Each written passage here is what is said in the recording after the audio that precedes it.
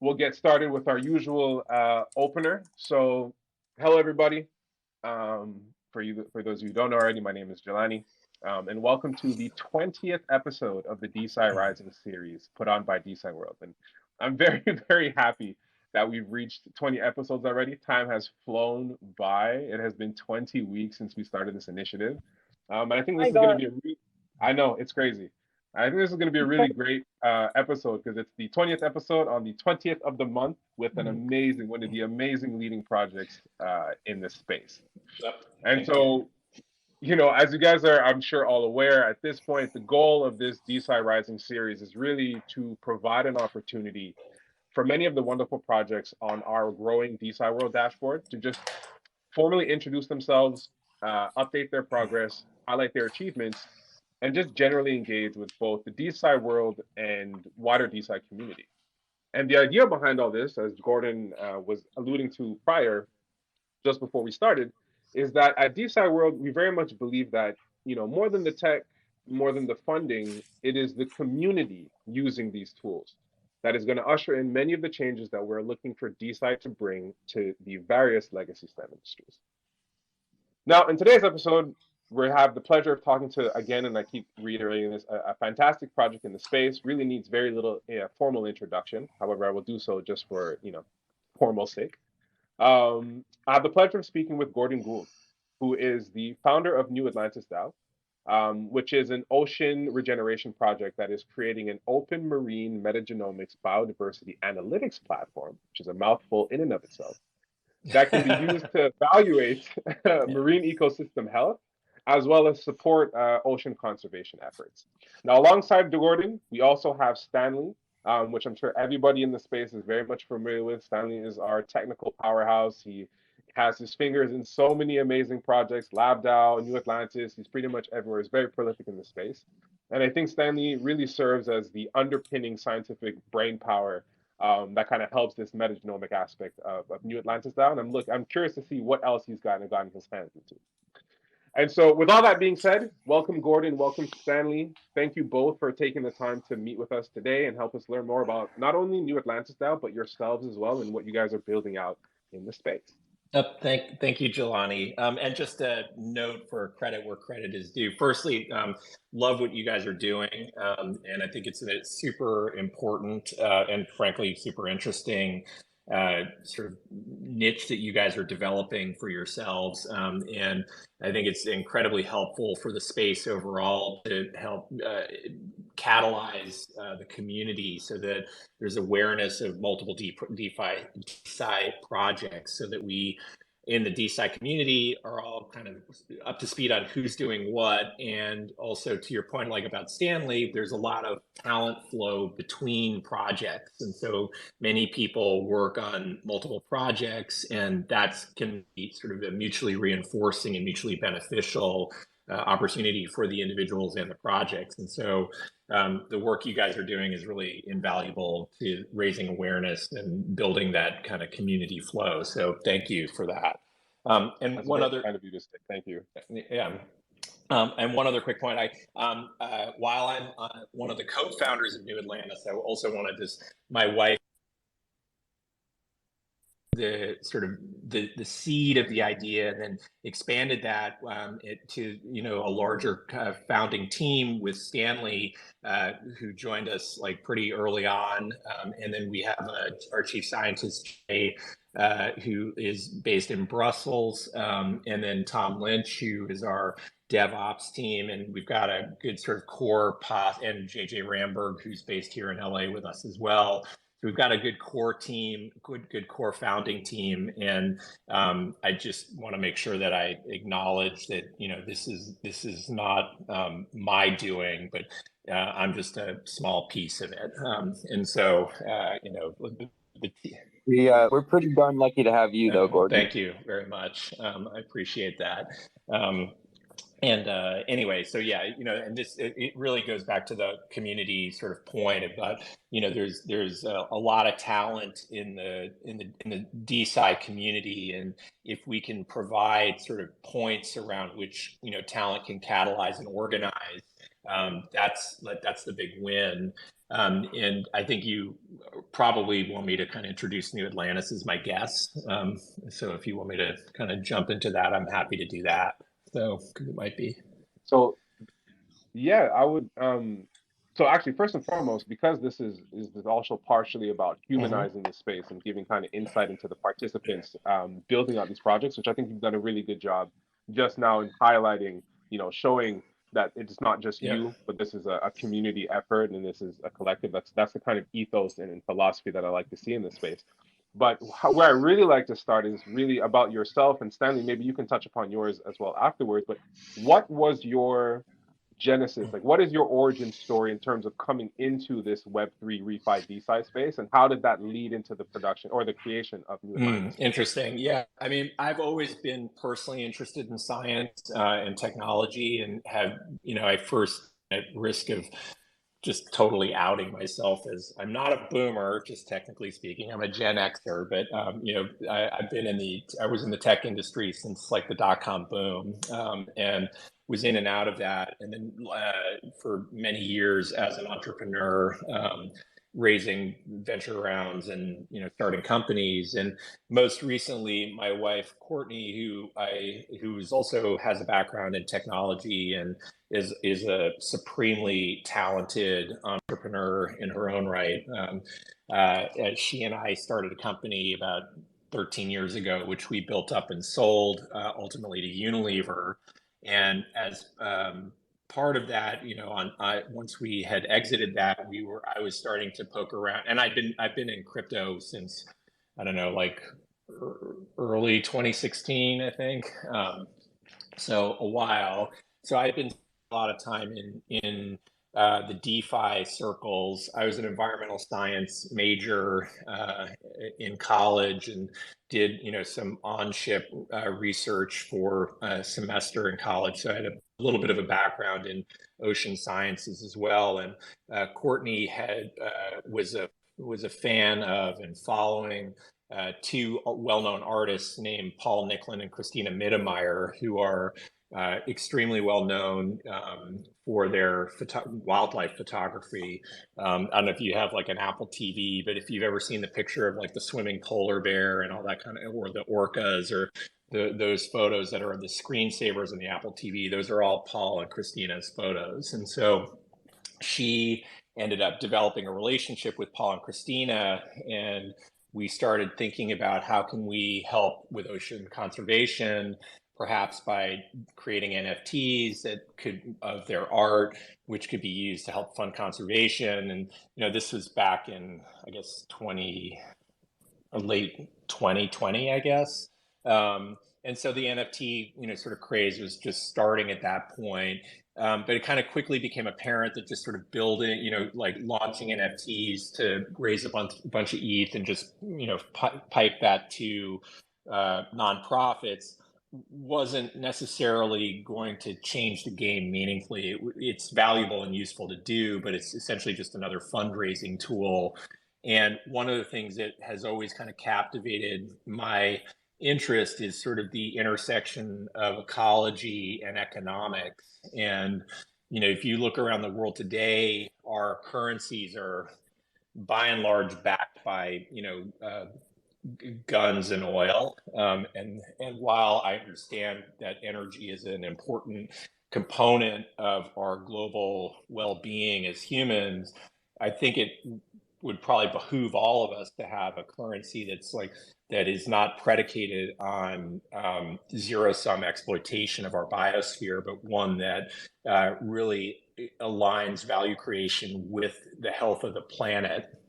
And so we started thinking about how could we help the oceans, because the oceans comprise 95% of the habitable biosphere on the planet, 50% of the oxygen, 3 billion people eat protein out of the ocean on a regular basis.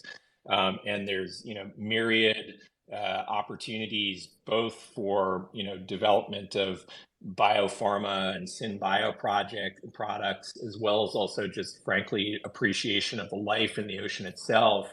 And so we started thinking about how can we help protect the oceans using sort of new forms of regenerative economics or refi economics, which were really starting to be developed out of the DeFi space and out of the sort of the natural capitalism space that people like Paul Hawkins started to pioneer. And so New Atlantis was born.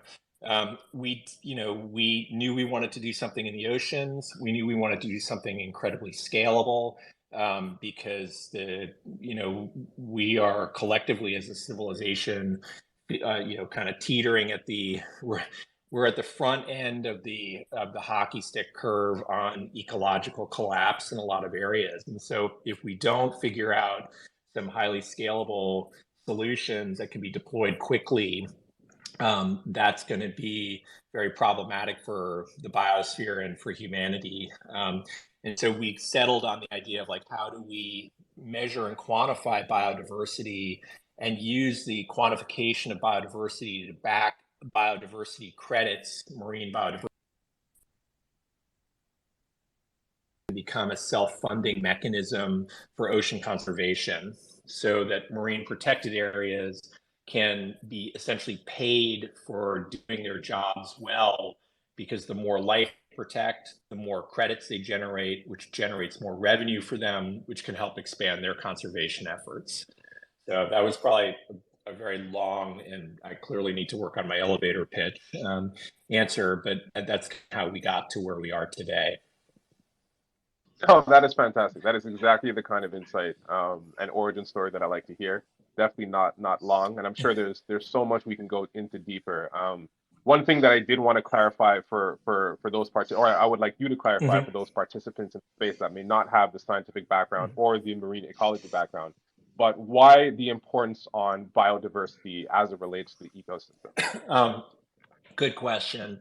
I mean, I'm sure most people on this call are familiar with the plight that fisheries face, and Stanley, feel free to jump in here too if you want to add, or if I get something wrong, or if there's something I forgot to say. But certainly the plight of fisheries is a major concern, and we're seeing sort of declines in many, if not most, of the fisheries around the world.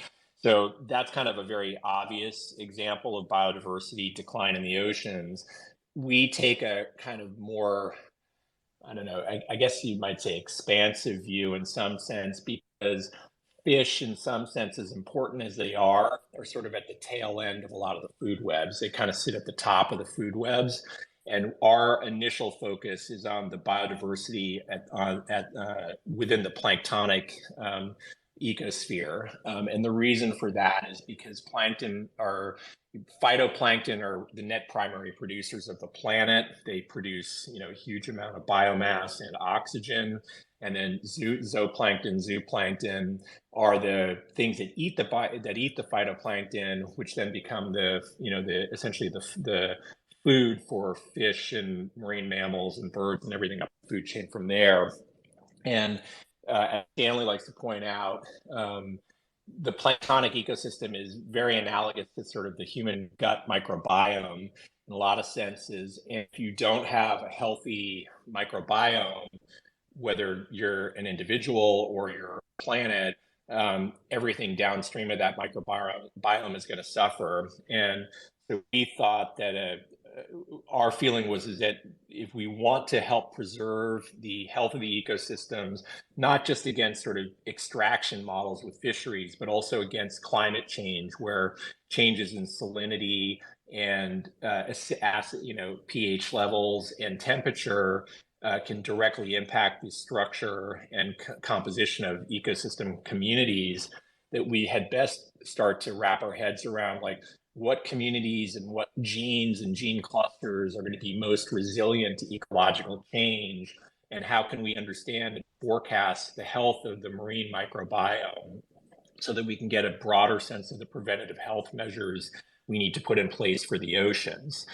And so that led us to biodiversity, because for ecosystems to be resilient, they really need to have essentially like a deep bench of both species and genetic variation within populations of species, so that species themselves or the populations themselves have a lot of like genetic tools that they can apply to changing circumstances to be more resilient.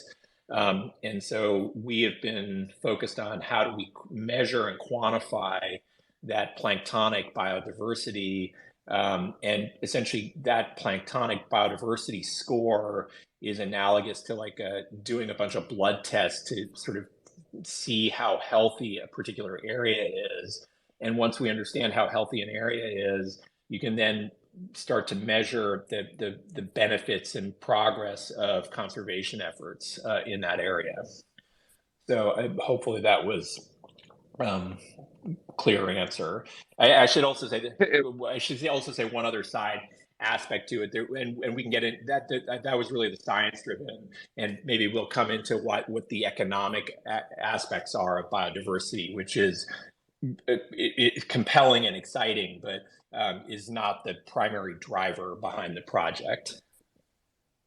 No, for sure. And yes, we will come into the economics. And just to kind of summarize that up, the importance of biodiversity is that it's an important factor that creates anti-fragility within an ecosystem, whether it be a marine ecosystem or any kind of, biologic ecosystem. Having more variation allows you to address challenges more easily for the ecosystem to remain balanced, or at least as stable as possible. Yes.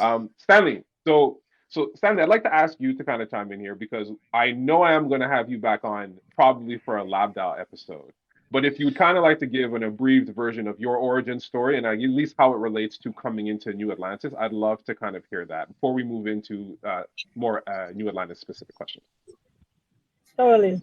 Go ahead, Sam. Oh, would be happy to.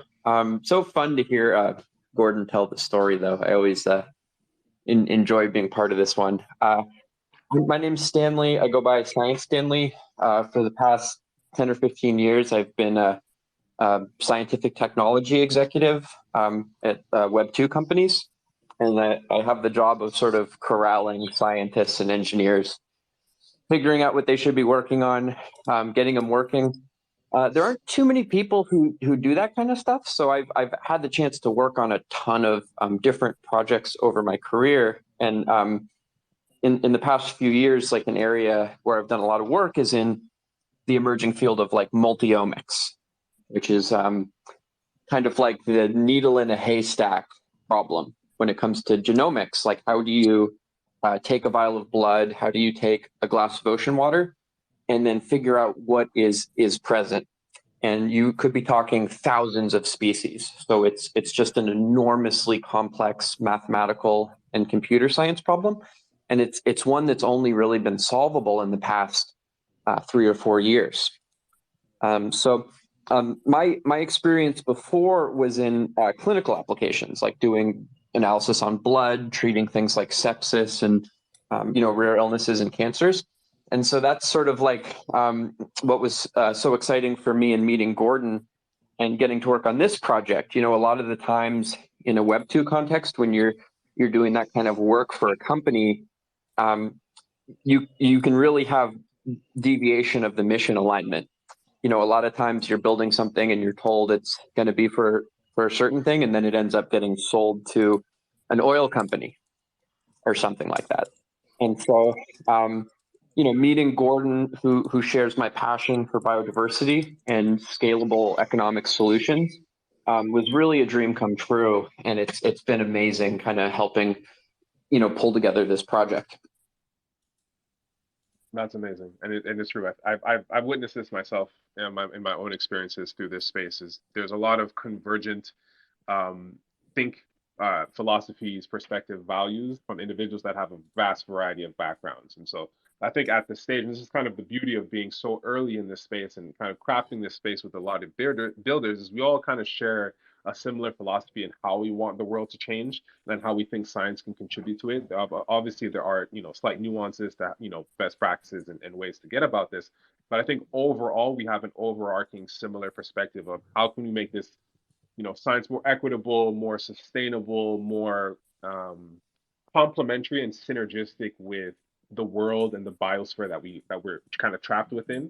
And even if we weren't, why destroy something when it doesn't have to, when we can make this, a holistic system? And I very much appreciate hearing that from both you and Gordon as well. Carol, I know you had a question you wanted to ask, so please feel free. Yes. So regarding the Atlantis DAO, I think personally this is one of my favorite projects in the space, because it's one that I see that it's like marrying refi and DeSci, like contributing to this new space. If you want to think like a refi space, when we see like projects focusing on and developing solutions that use biodiversity credits for a business model, right? So my question was for any of you, Stan or Gordon, wherever you like, for you to explain to our audience what are these biodiversity credits or these blue credits. So I'll sort of contextualize that, and I think this might actually lend itself to kind of a two-part answer, because there's the science and then there's the economics component of it.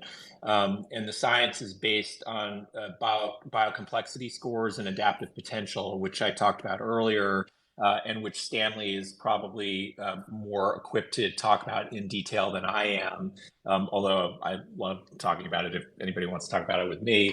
But Stanley's really the domain expert on the call here. And then there's the economics component, which is really linking that science to self-funding and profitable market opportunities. And so I kind of turn it back to you.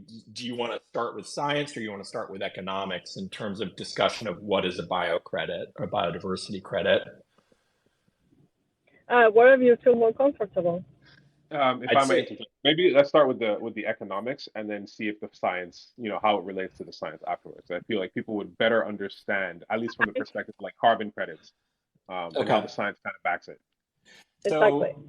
Okay, so at a high level, the idea is that ecosystem services, which is well, let me define that. Ecosystem services is essentially an economic estimate of the value that ecosystems produce, and that could be in terms of the amount of oxygen or food they produce, or it could be in the market value of drugs or natural products or synthetic biology products that get produced by ecosystem services, or it could be in things like coastal resilience and storm protection. So the estimates for these natural asset markets, runs into the trillions of dollars per year.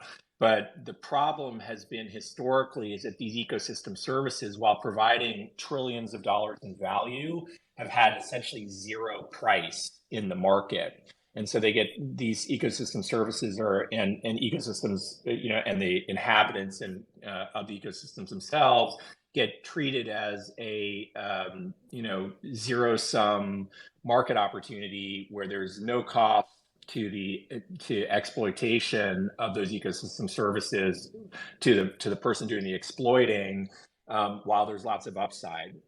And so what we want to do is we want to appropriately price those ecosystem services so the ecosystems themselves can become profit centers. And you do that by quantifying, in our case, around marine biodiversity, you do that by quantifying the value of the life that's within those ecosystems, within any given marine community, and estimating the health of those marine communities using the biocomplexity scores and adaptive potential scores, which we can get into as well, and Stanley can probably elaborate on. But those scores then confer a market value of the life of the outputs of the life that are resident in a given area of water.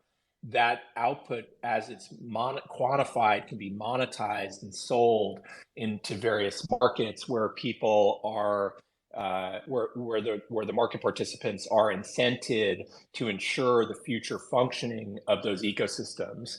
And so some good examples of some early market participants where demand pressure for buying these biocredits is likely to emerge are places like the insurance industry. Because if you think about insurance is really in the business of trying to minimize future damage to whatever it is that they're trying to insure.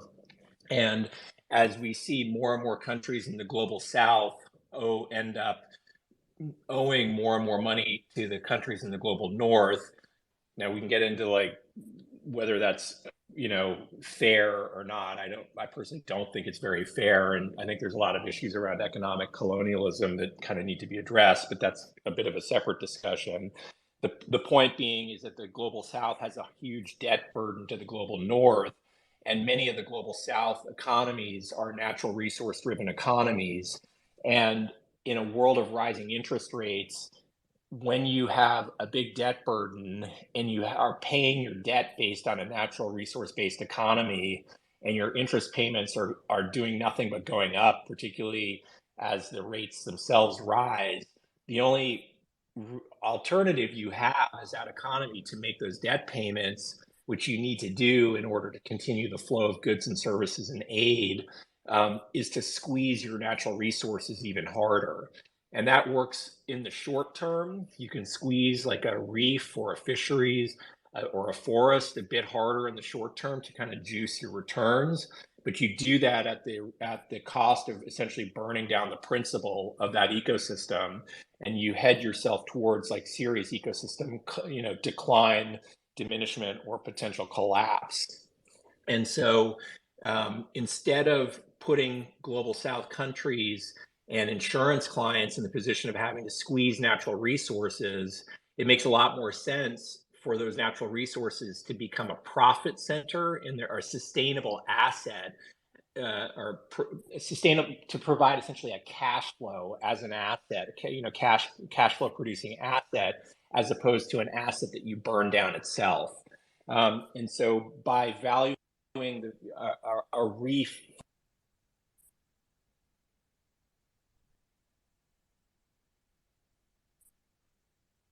Gordon, I think he might have been rugged. Oh no, we might be missing Gordon's audio. Yeah. Well, hopefully he'll come back in a second. I'm so sorry to say, actually, though, I have to jump to a next call. Although this has just been too much fun, I can't wait to do it again. We're having fun soon. Don't worry. I have you in my rock. All right, listen, it'll be fun, and I can't wait. And just as a parting shot to kind of give Gordon a little time and also contextualize some of what he's saying. I think he's very clearly underlining the importance of biodiversity, and on a scientific wavelength, it's cool to talk about the difficulty of measuring it. And maybe even just Cara, who is on stage here, can help us. She is our New Atlantis community dolphin expert, and so kind of interestingly, fish populations have been understood to follow plankton. And so there's sort of information transfer. An observation of a fish can map to an expected observation of a planktonic concentration and vice versa. And then that extends all up and down the food chain. So this beautifully interwoven tapestry of the ecosystem allows us to tug on the little threads and see how they're all connected. So everything, we're measuring and we're adding to the system adds to every other part of it and how well we understand it. And so, it's such an exciting project, and hopefully Gordon, who's we lost him. I'm sure he'll be back. You're totally right, Stan. There we go. He came back? Yeah, he's back. Ah, great. Hey, Gordon, you got rugged. But Stanley, if you do need to bow out, thank you again for that little insight in the meantime. Hey, sorry about that, guys. My phone, if I get a call while I'm on a Twitter Spaces, my phone just does not know what to do and completely freaks out, which is what just happened. So I apologize. It's okay. It's all good. So to your point of the drain, Gordon, of the drain that countries from the global south of the debt. Yep. In terms of debt, I was looking for I know an author that maybe you know this. His name is Jason Hickel. He's always writing about this, and it's insane. It's like trillions of dollars per year, and the only way to pay that out is, as you said, like squeezing up our natural resources, because we most here I live in Uruguay, so I'm I live in one country that is in the global south, and we rely on our natural resources for sustaining the country. So it's really it's the reality what you said, and it's very sad because we are running out on our natural resources for paying that debt, which is almost unpayable. Yeah. Yeah, I mean, I think it's a economic justice travesty, frankly, but it's also going to lead to accelerating ecological decline. And if we don't start aligning economic incentives with the health of the biosphere, where the better the biosphere does, the more wealth that is created. Which, if you think about it from first principles, that's like a way more sane way to build an economy. I mean, if you were going to start from scratch, would you build an economy that you're going to essentially burn yourself out with zero-sum resource extraction? Or would you build an economy where wealth is created by producing ever more biological wealth? And, really the latter makes much more sense. We just are, we have this big economic framework in place that we have to figure out how to turn around. And whether, I guess this is debatable. Like, I personally think that markets have proven to be one of the most effective resource allocation technologies we've ever developed. And we've seen that governments and corporations on their own have effectively done very, very little over the last 40 years since climate change really kind of, became a topic for discussion. And so I'm not optimistic that existing institutions will be able to get us to a place where we can have a pro biodiversity bioeconomy that really rewards conservation and like responsible management of ecosystems on their own. So it's really up to us, like in the DeSci / Web3 and refi worlds, to help kind of lead the way by developing economic models that can be highly scalable, because otherwise we're just looking at economic collapse driven by ecological implosion, which is not good. No, for sure. Absolutely. And I mean, you touch upon the point is, can we turn around the behemoth of the economic framework that we've been existing in for the last, probably, if you think about it, thousands of years. And I don't think so, right? You can't it's very hard to turn around a company, think about that, the framework of an economy that is tied into global governments. I think really you have to start new, start fresh. And that's exactly what I think we're all doing here. We're not burning down a previous system. We're not trying to necessarily kick out that other system, although maybe for conservation efforts, that may be an option. But we're trying to create a new system that is more holistic, more comprehensive, more synergistic in nature, and can be self-sustaining. And I think with that, once we get those pillars in place, it'll just take off from there. It'll outcompete the previous systems. And I think a lot of people will get all kinds of value, not just monetary value, out of it, and it'll be self-sustaining and beautiful. Yeah, I agree with you. I think it's not just a monetary opportunity. I think it's like a cultural and potentially even starts to touch on the spiritual or sense of personal meaning for a lot of people to be able to work on developing frameworks that help human flourishing by the flourishing of the biosphere. Oh yeah, there's definitely a whole interaction web there that I'd love to explore at a future avenue. I think there's a lot there to envision. I had one question before we got into a particular question on refi and DeSci, but Gordon, for myself, and it may just be because I'm naive to this kind of economic perspective, being a scientist by training, how is it that you actually tag or peg the value of biodiversity to something that is like of actual value? So how do you determine that this amount of biodiversity is valued at this, US dollar or whatever numeraire you want? Right. So there's different methodologies for how to do it. It depends on the market segments that you're looking at. I mean, some things have a more direct market translation, like i.e. what's the biomass of a fishery for commercially viable fish species that are of appropriate age and health. So you can sort of say, okay, well, we're producing X amount of tons of that, and the market value of that is Y.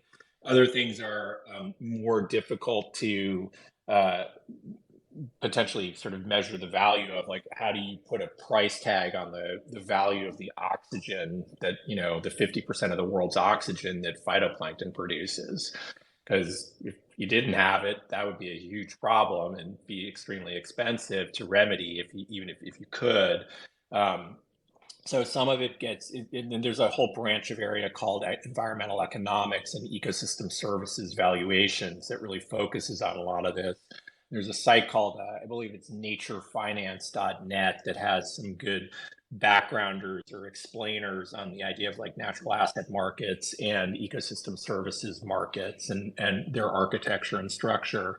In our case, we are going to be initially focused on, as we talked about, sort of biodiversity scores within marine protected areas. Just a little point, a marine protected area is essentially like the national parks of an ocean. And so by working on biodiversity within those MPAs, we can then look and see, okay, is this MPA being effective in their conservation efforts for whatever particular aspect of conservation they're focusing on? And if they are being effective, how does that impact the commercially valuable species within that area? So we can translate that into a fisheries value, but also, living systems like mangroves and coral reefs are also incredibly important for coastal resilience, for example. And so there's not just a fisheries value, there's also a value in terms of a net present value of like, well, what would it cost to build a seawall instead of having a mangrove or a coral reef? And or what's the cost, what's the estimated future cost of, if a hurricane or a monsoon hits an area, and what's the net present value of preventing that cost today? So those become less about sort of direct biomass translations to the market price of fish and more about like, what is the risk model say is the current value of trying to head off future calamitous events. And then finally, one of the areas that is a particularly exciting area for market opportunities and is this idea of bioprospecting. And because we are working at the genomic level in marine biodiversity, we are collecting a lot of data on full metagenomes of the species within given areas. And that allows us to get a lot of insight into potentially, commercially valuable gene clusters that could be used in pharma or used in synthetic biology projects or products or whatnot. And those are harder to price in advance. But imagine if you found an enzyme in zooplankton that metabolize plastic, right? And so what would be the market value of something of plankton that could actually eat plastic in the ocean, for example? So don't know exactly, but fair to say probably tens of billions of dollars worth of value, at least, for those types of market opportunities. And the imperative or the impetus or the incentive for persons to purchase blue carbon credits or biodiversity credits would be to offset, similar to like the carbon offsets, from a business perspective, to be able to offset their impact on biodiversity? Yeah, I mean, I think offsets are a little bit tricky. There's kind of a distinction to be made between an offset, which is essentially trying to mitigate for negative impact somewhere else, versus a credit where you're essentially saying, I want to help preserve future value, and I'm investing $1 today to get $2 worth, or ETH or whatever, to your point, where you want to use $2 worth of value in the future by helping to stimulate and protect ecosystem services.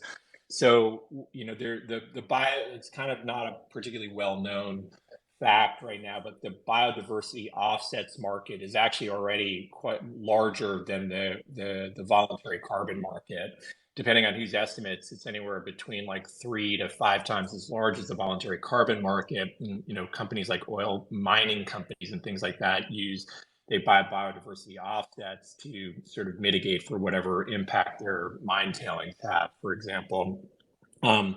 Those have had some mixed results. And so like kind of famously, you end up with like in England, for example, if you want to buy a biodiversity offset, you can essentially create one for yourself by creating a newt pond.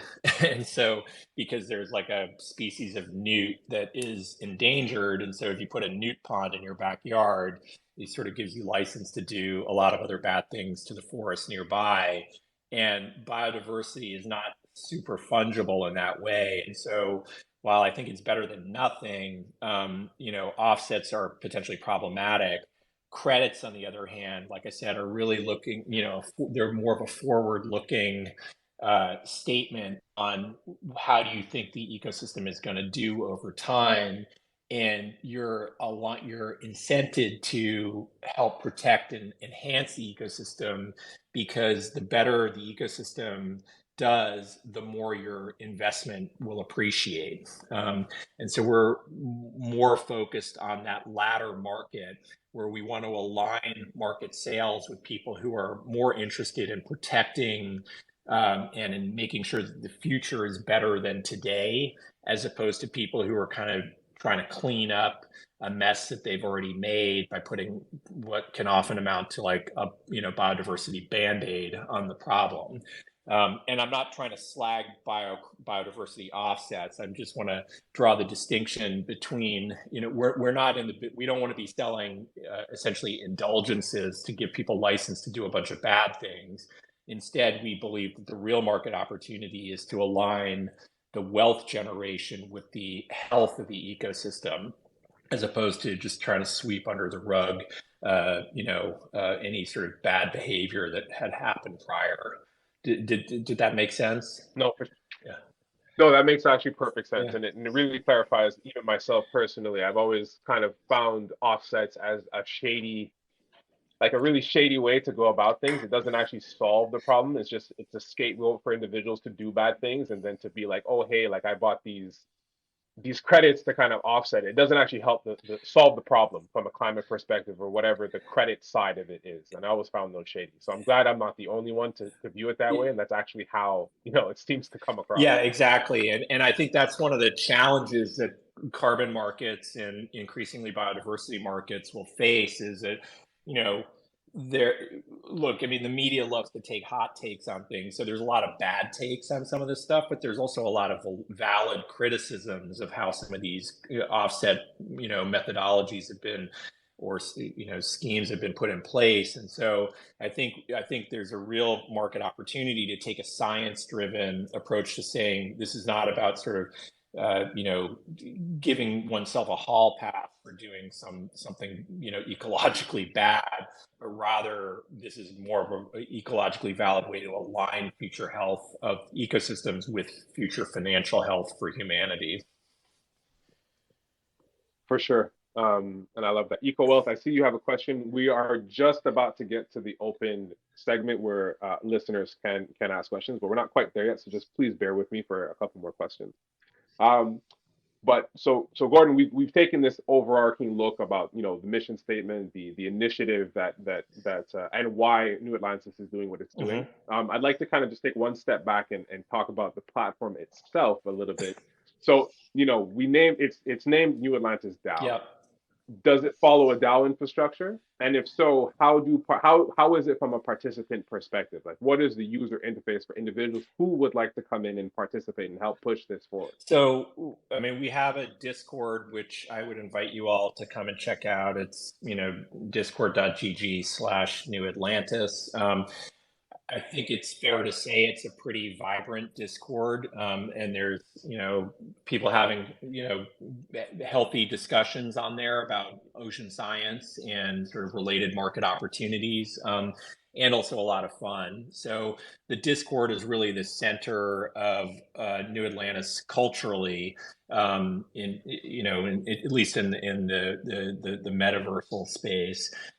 We are physically located in Venice. Like Courtney and I are here in Venice. Stanley is here in Venice. Tom's in Venice. JJ's in Venice, and Sam, who's on our team, is also here in Venice. So we've got like a real hub of IRL meetups that happen there. I think our view on sort of the DAO structure is like, I think the long-term vision is that we we endeavor to help create a market for marine biodiversity credits. That kind of market opportunity is not something that should be owned by a single corporation or closed corporation. You really want to have an open, decentralized framework so that you don't end up in some weird, fucked up economic colonialism, because where all the value accrues to, equity holders in New Atlantis versus to the community writ large. So we're very committed to creating economic frameworks that allow the marine protected areas, that allow the local communities, that allow the NGOs to do so much important work around creating marine protected areas and aligning local community interests, as well as also getting the scientists and the researchers and technologists who build a lot of these tools and generate a lot of these data sets to economically align them with the creation and flourishing of biodiversity markets. And so that's kind of a long way of saying we started New Atlantis as a DAO. We are open to anybody who wants to come and join and participate.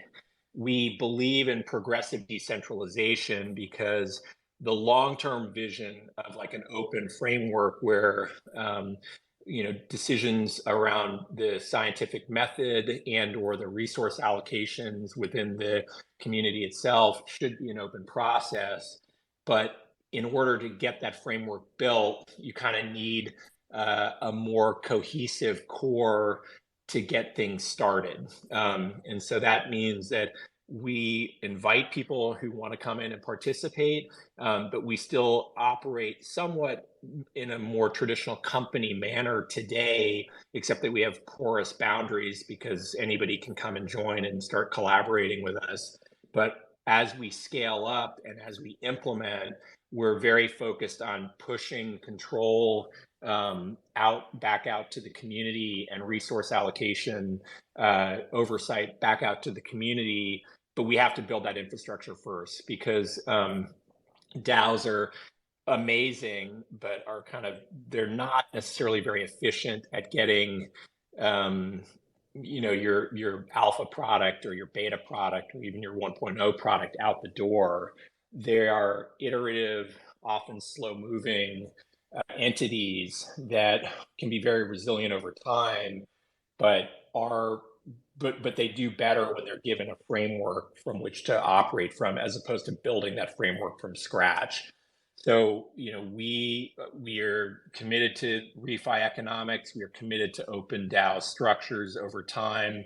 Part of the reason for going with the IP NFT is that it will end up decentralizing ownership of various key components of the core technology platform for anybody who wants to participate in that area, which is, markedly different than how a traditional, C Corp equity type, relationship would exist, where only the people who invested in the company could own a piece of that, technology pipeline. And that the company would be totally responsible for funding and scaling its own technology pipelines, which means that not all the project that could get funded will be funded because the company would have limited resources, whereas a DAO can identify opportunities and then aggregate funding around those opportunities and scale up accretively, as opposed to scaling up in a way that's more zero sum and potentially dilutive from the standpoint of the equity holders. So it's complicated. There's also, thanks to the enforcement, regulation by enforcement kind of approach that the US SEC and others are taking towards crypto, there's a lot of legal uncertainty around different aspects of how DAOs and Web3 entities operate. And so there's also some, unfortunately, nation state legal overhead we have to just deal with because of our legal frameworks, where it makes more sense to start as C Corps with a goal towards progressive decentralization over time. Again, I feel like with New Atlantis, there's nothing is ever like a short answer. So I apologize for long and winding answers. But that hopefully I addressed your question there. So. No, it's very good. It's very good. I think it's good. It's good for people to understand and see this delineation between, let's say, traditional DeFi, quote unquote, traditional DeFi, Yeah. and DeSci and refi. When it comes to impact and utility-driven initiatives in the Web3 space, you do need a certain level of centralization, and that's not bad. That's not a bad word. To just kind of get things off the road. And DeSci World is following the same methodology. Mm-hmm. Once the platform and frameworks are in place and are open for individuals to participate, and that is always the goal. So that's the DAO ethos that I think we all have. Then it can be opened up to participants to be able to access and leverage it how they see fit. However, that initial foundation must be built, and DAOs are not, in my opinion, particularly suited for that efficiency and acceleration. Yeah, process. yeah, I agree with you. They're just it's a really slow way to do stuff where the collective interest is in having like a core catalyst go from 0 to 1, and then people can start iterating and expanding from there. But otherwise, it's designing product by committee can be tough. So. It can be very difficult. Yeah. So as we approach the top of the hour, I do want to give an opportunity for participants to ask their questions. So EcoHealth, I've brought you up. You can ask your questions, and anybody else who would like to ask questions as well, just put in their request, and I'll bring you up. Yeah, thanks. This is Gordon, right? Yeah. Oh, you're Gordon. Yeah, I am. Yeah. Okay, cool. Nice. Yeah. Okay. Yeah, we haven't actually. I haven't spoken, but I see you all the time in the Discord. So thank you for coming and participating. Yeah, and thanks for this talk as well. I'm gonna re-listen to it. I'm coming from the background of a not scientific person. I'm playing catch up with this whole thing, and my question is, and you can just ping me in the Discord. Sure. I wanted to know where to acquire a biodiversity credit. I didn't know they were on the market already, or that there was a marketplace for that already. Mm-hmm.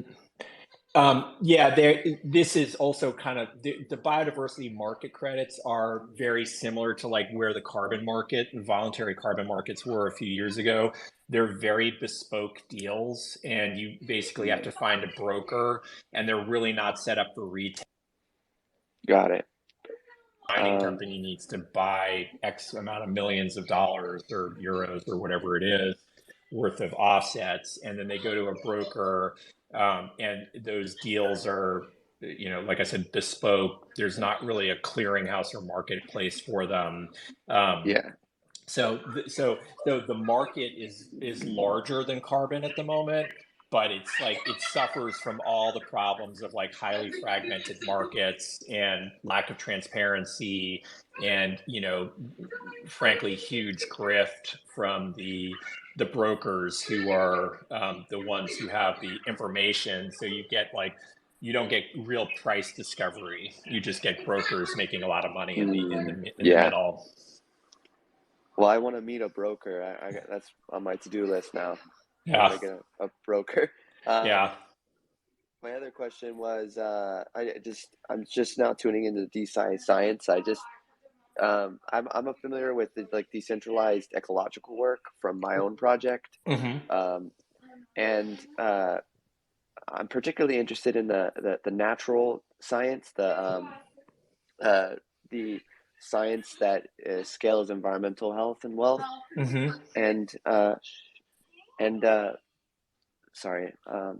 My question is, where's the best to tune into that? I feel like it's this Discord, New Atlantis DAO, but is there an avenue that I really got to catch up?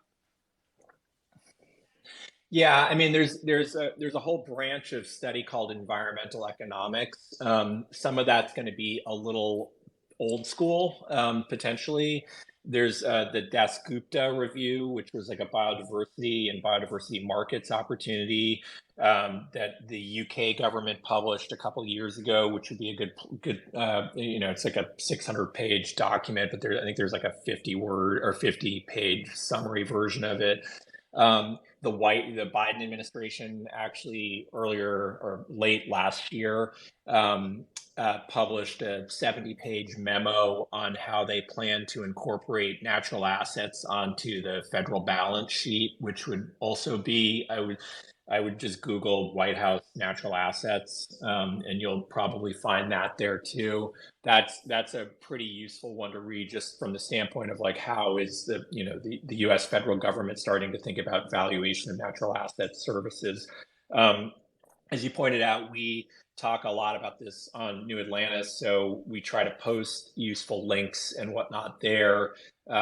There's a group at naturefinance.net that has a lot of good resources. The Paulson Institute, which is Hank Paulson's Economic Policy Institute. Hank Paulson was the CEO of Goldman Sachs and then the Secretary of the Treasury for the U.S. So, I mean, like, a powerful, very establishment-driven guy who his organization just recently posted about the $700 billion a year financing gap in biodiversity. So you're starting to see biodiversity related interests pop up kind of all over the place and from very mainstream players. Now, I think a lot of the mainstream players don't have good solutions because their approach is often more government regulation, and we've seen the governments just frankly don't get there, and they don't do it in the amount of time that we have. And they're also, particularly in the U.S., one problem with government is that it's often very subject to political winds. And so whatever might get voted in now could be easily voted out in the next election cycle. So to Jelani's point earlier, we really believe that the only truly sustainable way to enable sort of pro-biodiversity change is to align human interest with the health of the ecosystem. Because if you just rely on governments to do it, we don't think that's going to happen for the aforementioned reasons. If you rely on philanthropy, that's sort of essentially saying, oh, well, we just believe people will do the quote right thing, and people will do the right thing when times are good, but the world is heading towards what's probably not a great situation economically. So I think that philanthropy, which isn't particularly scalable, is going to prove to be a much more challenging model. And by creating markets that align personal wealth creation with ecological health, we don't have to rely on people doing the right thing, but rather the predictable thing, which is to pursue their own self-interest. And so, we're very interested in anything that can help people gain economic power and wealth through ecological improvements. And there's going to be a lot of false starts and blind alleys, but I think broadly speaking, from a first principle standpoint, it makes sense to have a currency and an economy that's backed by or predicated on a renewable, self-expanding asset like the biosphere, as opposed to just strictly based on zero-sum extractive industries. So again, hopefully not too long an answer, but maybe that gave you some additional pointers to look at. Thank you so much for your detailed answer, and thanks for the opportunity to ask questions. Yeah, of course. And thank you for participating in New Atlantis DAO. It's great to see you there. Yeah, totally, Gordon. And to your point, I think one of the most richest things about developing this kind of solutions is that we are like thinking about a solution that is bottom up, not up bottom. Like it's always like from the community and from the people to try to solve their own questions, their own problems. And from my very little experience with local communities here, for example, the marine coastal ecosystems in the beach, there's always a small community of fishermen living there, which is there like in generations, and they rely onto these only sources that it's usually overexploited, right? Because they have to do it. They don't have any other ways to survive. So I think that would be very interesting for us to see this kind of solutions, to bring this solution to the people and the people in their local communities, like starting to managing their own resources in a different way. Yeah, exactly, exactly. And you have to this is why it's, I mean, I think it's both frankly fair and just, but it's also critical to the success that you need to incorporate all the key stakeholders, right? And this is why, to Jelani's kind of earlier point, DAOs and open decentralized science and refi structures are going to do much better, because you have transparency around the capital flows, and you don't have, hopefully if it's well designed, you don't have things that provide, increasing returns or increasingly concentrated wealth just to the capital, to the equity holders who were able to, get in early on the ownership of a company. So yes, you want to create an economic incentive for investors to want to invest in these types of opportunities, but we feel it's wise to take the long view, even from an investment standpoint, and say, look, better to have a smaller piece of like a much, much larger pie than to just try to put your arms around and hold the whole thing for yourself. And, there are business models where it makes sense to try to own everything yourself. But, one of the reasons that DeSci is even taking off at all is because the current sort of IP framework, particularly around pharma, is so secretive and so zero sum that people are not really incented to want to share a lot of their insights or data. And that slows everything down. You end up with duplicative efforts and uneven quality. And in our case, we're really intentionally trying to design a system that is, positive sum, so that if you have a great tool set or a great data set that can be used in helping to quantify biodiversity or helping to discover commercially valuable, gene clusters, you're incented to participate in the commons, because if we use your model, every time we mint a credit, you're going to get paid a pro rata piece of that credit. Or if we use your data in the creation of some sort of IP around the gene cluster, you're gonna get a royalty from that. And that's, that really encourages broad participation. And one of the things that we didn't talk about that I think is really sort of worth thinking about, particularly, and this is particularly more specific to the biodiversity markets, but the cost of sequencing, and Stanley can sort of wax poetic about this longer and better than I can. I know he's not here at the moment, but the cost of sequencing is going to go way, way, way down. It's declining much faster than the cost of transistors for Moore's law. And as sequencing costs go down, and the cost for the devices to do that sequencing also declines, you're going to have more and more opportunities for broad data collection, which is going to provide more opportunities for local communities and or fishermen or forest rangers or whatever it is to be contributing their own data sets that can be, cryptographically validated as being what they say they are. And that can give them essentially passive revenue streams that, are about them aligning their monitoring of their local ecosystem to the benefit of the ecosystem community in which they participate. So.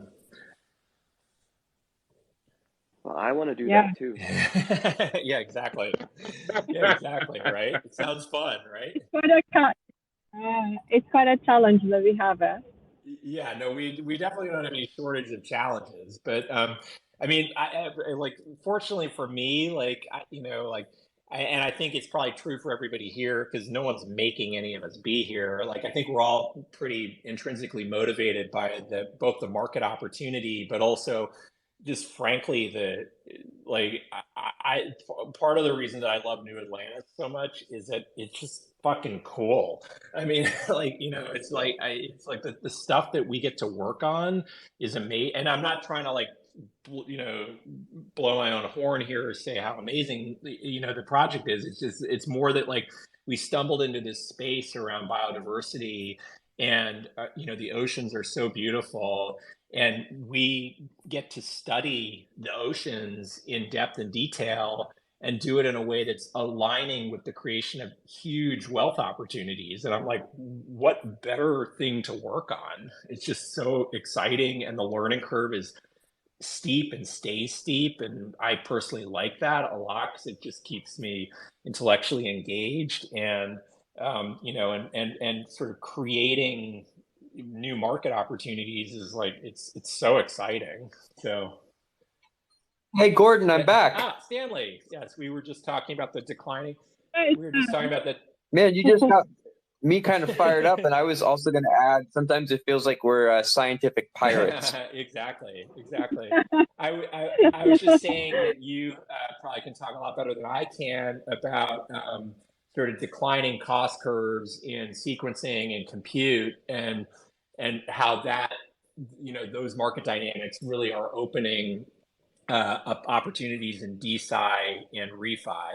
And we didn't really talk about the intersection of refi and DeSci, but those are two sort of economic phenomena that are going to unlock potential tremendous wealth generation, in my opinion. Absolutely. And to your point, and just because we do unfortunately have to wrap up despite the wealth of knowledge, and this has been a fantastic conversation, but I just wanted to make 3 points. So Gordon, to your last point, we definitely did not talk about the interaction between refi and DeSci, but I'd like to invite everybody, and Gordon yourself specifically, and Stanley as well, to participate with DeSci Peaks. So DeSci Peaks is a separate initiative where we will be hosting monthly episodes talking on interesting topics within the DeSci space. It is project agnostic, so it won't be a look into the actual projects, but more of a lay of the land state of DeSci. So in the month of March, we will be sitting down with Sage from the Resci Network, looking at this interaction between refi and DeSci, and I highly encourage everybody, and Gordon, I might tap you as being one of our guest speakers. Great. If you would Yeah, be willing of course. to participate. Yeah, I know Sage. Yeah, would love to participate. It'd be a pleasure. Fantastic. So that'll be in March. So you guys, there'll be Twitter posts leading up to that. So that's no problem. But in the context of time, we do have to end off this fantastic conversation.